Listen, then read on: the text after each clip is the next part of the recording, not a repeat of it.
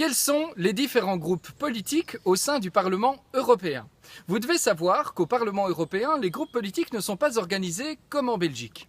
Par exemple, les libéraux, à savoir le MR en Wallonie et l'Open VLD en Flandre, font partie de l'ADLE, l'Alliance des démocrates et libéraux européens.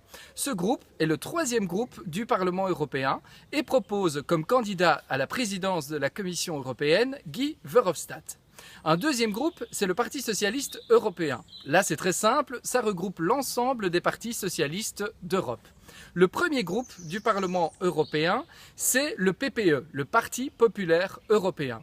En font partie les chrétiens démocrates, tant au niveau francophone, à savoir le CDH, le Centre démocrate humaniste, qu'au niveau flamand, le CDNV. Ce groupe a notamment en son sein l'UMP de Nicolas Sarkozy ou encore Forza Italia de Silvio Berlusconi.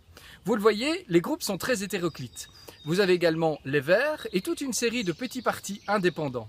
Le 25 mai prochain, vous avez intérêt à renforcer les grands groupes de ce Parlement européen pour qu'une véritable politique européenne se mette sur pied. Souvent, on se demande quelle est la ligne de conduite de l'Union européenne. C'est en renforçant le rôle des groupes politiques et pour notre part, au niveau des libéraux, en renforçant le poids de Guy Verhofstadt, que nous arriverons à dicter une ligne politique claire.